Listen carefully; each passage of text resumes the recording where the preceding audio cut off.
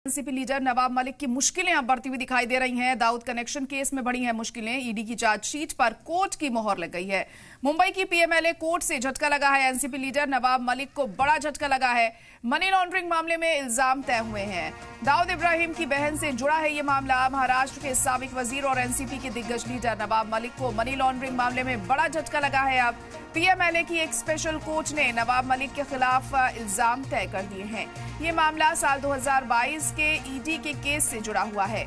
ED ने नवाब मलिक को फरवरी 2022 में गिरफ्तार किया था। इल्जाम है कि उन्होंने दाऊद इब्राहिम की बहन हसीना पारकर की मदद से मुंबई के कुर्ला में लगभग 3 एकड़ की जमीन को गलत तरीके से कब्जे में लिया।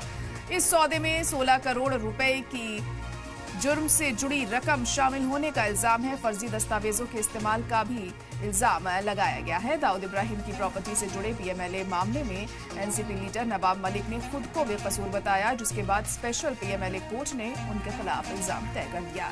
कोर्ट में सुनवाई के दौरान नवाब मलिक के वकील ने कहा था कि इस केस को लेकर हमने हाई कोर्ट में अर्जी दायर की है। तो नवाब मलिक की अब दिक्कतें बढ़ती हुई दिखाई दे रही हैं। एनसीपी लीडर नवाब मलिक की मुश्किलें अब बढ़ रही हैं। दाऊद कनेक्शन केस में उनकी मुश्किलें बढ़ती हुई दिखाई दे रही हैं। ईडी की चार्जशीट पर कोर्ट की मोहर भी अब लग चुकी है। मुंबई की पीएमएलए कोर्ट से बड़ा झटका यहां पर नवाब मलिक को लगा है। अब बढ़ यही उठ रहा है कि आप फिर जाएंगे Nawab Malik jail. NCP leader की दिक्कतें अब बढ़ती हुई दिखाई दे रही हैं। इस मामले में दाऊद कनेक्शन केस में उनकी मुसीबतें बढ़ सकती हैं। अब आगे किस तरह से कार्रवाई होती है, ये अहम होगा यहां देखना। ईडी की चार्जशीट पर कोर्ट ने मोहर लगा दी है। आपको बता दें कि 16 करोड़ के जुर्म से जुड़ी रकम शामिल होने का इल्जाम है। कई मामलों में उनके ऊपर फर्जी दस्तावेजों के इस्तेमाल का भी इल्जाम लगा हुआ है। दाऊद इब्राहिम की प्रॉपर्टी से जुड़े पीएमएलए मामले में एनसीपी लीडर नवाब मलिक ने खुद को बेकसूर बताया है। और हमारे नुमाइंदा अमजद इस वक्त फोन लाइन पर जुड़ चुके हैं। अमजद, तो नवाब मलिक की दिक्कतें अब बढ़ती हुई दिखाई दे रही हैं। क्या कुछ और अब कोर्ट की तरफ से कहा गया है इस मामले में? ईडी की चार्जशीट पर मोहर तो लगा दी गई है।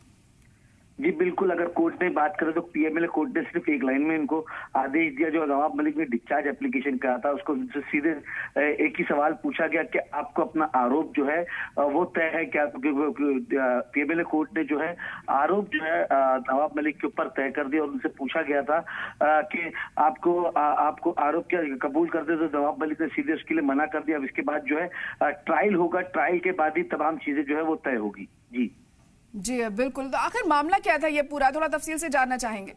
देखिए 2022 का दाऊद इब्राहिम की प्रॉपर्टी, जो दाऊद इब्राहिम की बहन है उसके साथ ये जुड़ा हुआ था, क्योंकि कुर्ला की एक प्रॉपर्टी थी। और ईडी ने 2022, आपको याद होगा कि 2022 में जब ईडी ने छापेमारी करी तो उनके पास से लगातार आरोप लग रहा था कि जो दाऊद इब्राहिम की बहन है हसीना पारकर, उनसे जो प्रॉपर्टी है वो कहीं ना कहीं नवाब मलिक ने ली और कभी सस्ते भाव में लिए। वो तमाम चीजें भी आरोप तय हुए उसके अंदर।